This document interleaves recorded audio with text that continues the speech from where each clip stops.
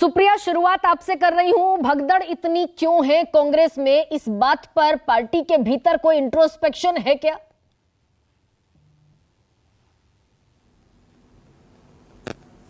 आप सबको मेरा नमस्कार।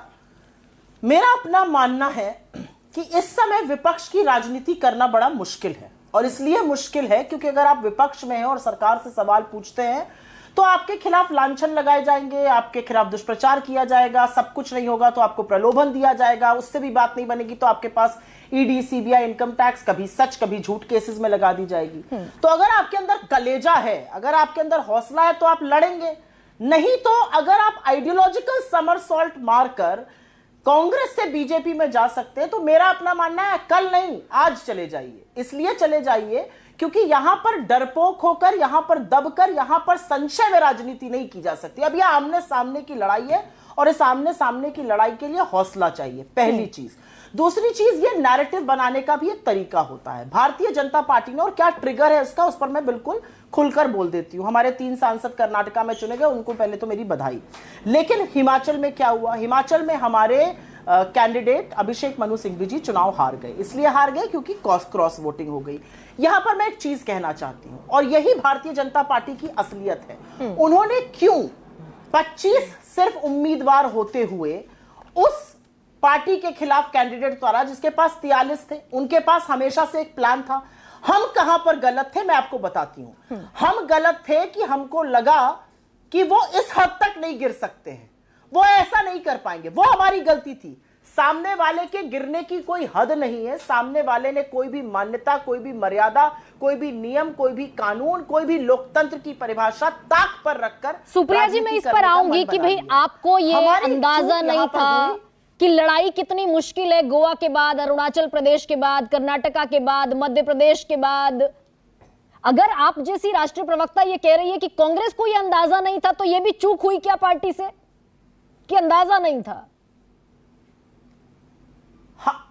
नहीं, हमें अंदाजा इस बात का नहीं था कि सामने वाला 25 वोट लेकर 43 वोट वाली पार्टी के साथ इस तरह का षड्यंत्र रचने की लोकतंत्र में सोच रहा है। लेकिन वो हमारी चूक थी, और इसलिए चूक थी, मैं मानती हूं चूक थी, क्योंकि जो पार्टी 1 साल के मेयर के चुनाव के लिए 36 बैलेट पेपर में अनिल मसीह की मसीहा बन के खड़ी हो जाती है, वो तो ये करती। यहां पर बिल्कुल चूक थी। हम उनके ओछेपन, उनकी गिरने की हद को नहीं समझ पाए। यहां पर मैं आपकी बात से बिल्कुल सहमत हूं और मानती हूं कि राजनीति इतने निम्न स्तर की भारतीय जनता पार्टी करती है कि वो करने के लिए समझना जरूरी है कि आप कितना गिरने को तैयार। लेकिन सुप्रिया जी, फिर एक सवाल यह भी है कि सुखविंदर सुक्खू से नाराज है विधायक आपके, जिसकी सुनवाई नहीं हो रही थी। और उन 3, अभी ये खबर भी है कि 3 विधायक ये कह रहे हैं कि मुख्यमंत्री बदल दीजिए, हम लौट आएंगे, हमारी कांग्रेस आला कमान से कोई दिक्कत नहीं। तो ये इंटरनल पॉलिटिक्स भी समझने में, विधायकों की नाराजगी समझने में भी फेल रही क्या कांग्रेस? गरिमा जी, राजनीति जो है ना, वो महत्वाकांक्षा का दूसरा नाम है। हर पार्टी में नेता, हर स्टेट में अलग अलग नेता होते हैं। उन नेताओं के कुछ उनके साथ संलग्न लोग होते हैं, जिसको अगर आम बोलचाल की भाषा में एक गुट दूसरा गुट कहा जाता है। क्या गुटबाजी भारतीय जनता पार्टी में नहीं है? लेकिन वहां पर इतना डर है कि गुट आपस में कुछ कर नहीं पाते। असलियत यह है कि पाटिल जी और रूपाणी जो पहले मुख्यमंत्री थे, उनकी बोलचाल नहीं थी। अमित शाह और योगी जी का क्या सुर फुटौल है दुनिया को पता है। वसुंधरा राजे वर्सेस शेखावत जग जाहिर है। नरोत्तम मिश्रा वर्सेस शिवराज सिंह चौहान, जो बेचारे अब दूध की मक्खी की तरह से हटा दिए गए, सबको पता है। असलियत यह है कि हमारे यहां जो ये कैंप्स होते हैं, वो जरूर एक कैंप दूसरे से असंतुष्ट रहता है, लेकिन वहां पर समन्वय बनाने की जरूरत है। मैं पूरी तरह से आश्वस्त हूं कि यह समन्वय बन जाएगा। हाँ। और जरूर हमारी सरकार पूरी तरह से सुरक्षित रह के वो काम करेगी जिसके लिए उसको प्रचंड बहुमत मिला है। नहीं, ये तो चलिए सरकार की, हिमाचल सरकार की बात हो गई। मैं तो इससे आगे की लड़ाई देख रही हूं 2024 की। सुप्रिया जी, मैं 10 साल के वो चेहरे गिन रही थी, दशकों तक कांग्रेस में रहने वाले चेहरे। और ये सिर्फ हिमाचल की बात नहीं है, मैं तो ओवरऑल आपसे पूछ रही हूं। कैप्टन अमरिंदर चले गए, गुलाम नबी आजाद चले गए, आरपीएन सिंह चले गए, मिलिंद देवड़ा चले गए, अशोक चव्हाण चले गए, बाबा सिद्दीकी चले गए, ज्योतिरादित्य सिंधिया चले गए। वो लेगेसी थी जिनकी कांग्रेस के भीतर। तो इससे लड़ाई तो कमजोर हुई कि नहीं हुई? सुप्रिया जी, आपने बहुत बढ़िया सवाल पूछा है। आपने बहुत बढ़िया सवाल पूछा है। मुझे लगता है हमारी लड़ाई और प्रखर हुई है। हाँ। राहुल गांधी की आवाज को और बुलंदी मिली है, इसलिए मिली है क्योंकि ये सब लोग कोना पकड़कर मुंह बीच कर धीमे धीमे बोलते थे, मीठा मीठा बोलते थे, क्योंकि सबके पास या तो कुछ खोने को था। अगर गुलाम नबी आजाद साहब नहीं जाते तो सांसद ना रहने के 5 साल बाद भी उनको सरकारी बंगला क्यों मिला हुआ है? अगर ज्योतिरादित्य सिंधिया जी नहीं जाते तो अपने ही सचिव से हार जाने के बाद वो मंत्री कैसे बनते? अगर आरपीएन सिंह नहीं जाते तो लोकसभा हार जाने के बाद राज्यसभा में कैसे आते? ये सब लोग किसकी लड़ाई लड़ रहे थे? क्या आरपीएन सिंह जो पिछड़ी वर्ग से आते वो पिछड़ों की लड़ाई कांग्रेस में लड़ रहे थे? वो तो राजा साहब बने घूमते थे, किसी की लड़ाई नहीं लड़ रहे थे।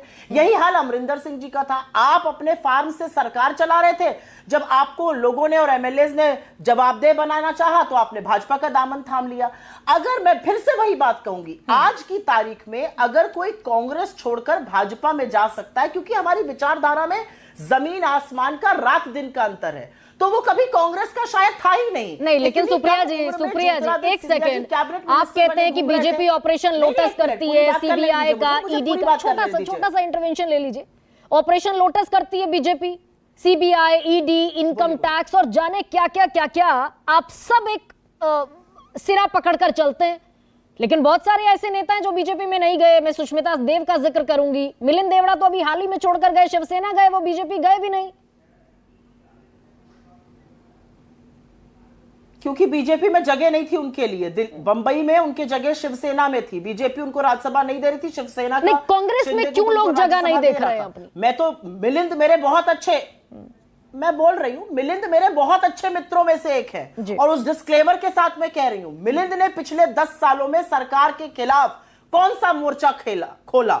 कितनी बार सरकार के खिलाफ खुलकर सड़कों पर मिलिंद आपको लड़ते हुए दिखे? ये सवाल मैं पूछूंगी, ये सवाल मैं ज्योतिरादित्य जी के लिए पूछूंगी, ये सवाल मैं अमरिंदर सिंह जी के लिए पूछूंगी। किसान आंदोलन हो रहा है, पंजाब का किसान जाके अमित शाह से मुलाकात कर रहा है क्योंकि उनके लड़के के खिलाफ ईडी का मोर्चा खुला हुआ है। तो ऐसे लोग हमारे साथ न रहकर भाजपा में ही रहे तो बहुत अच्छा है। लेकिन मैं एक बात कह के अपनी बात का अंत करती हूं। चले थे कांग्रेस मुक्त भारत बनाने, कांग्रेस युक्त भारतीय जनता पार्टी जरूर बना ली है, और अंत में इनकी हिपोक्रेसी 10 सेकंड में सिर्फ ये बोलनी है, इनका पाखंड और इनका ओछापन ये है कि जिन जिन लोगों पर आरोप लगाते थे परिवारवाद का, भ्रष्टाचार का, फलाने केसेस का, उनको गंगा में नहलाकर, गोता खिलवाकर, साबुन तेल से सफाई कराकर अपने में शामिल कर लो, सब चंगा सी। अच्छा सुप्रिया जी, लड़ाई कमजोर होती है क्या या नहीं होती? हेमंत तो विश्व शर्मा, इतने बड़े बड़े लोगों के चले जाने से ये लोग, भाई महाराष्ट्र तो तकरीबन खाली हो गया ना। राहुल गांधी की न्याय यात्रा महाराष्ट्र पहुंची तो अगुवानी करने के लिए बड़ा नेता नहीं था कोई। आप ये क्या बोल रही हैं? अगुवानी करने के लिए नहीं था। नाना पटोले से लेकर जितने बड़े बड़े नेता हैं, बाला साहब थोराट, ये सारे बड़े नेता अपने क्षेत्रों के हैं। एक अशोक चव्हाण जी के जाने से मैं तो फिर पूछूंगी ना, अशोक चव्हाण जी पर अगर ईडी का केस ना होता, उनकी लड़की के खिलाफ मोर्चा ना खोला होता, तो क्या वो जाते? किस तरह का प्रभाव, किस तरह का प्रेशर उनसे था, किसी महाराष्ट्र के लोग से पूछ लीजिएगा।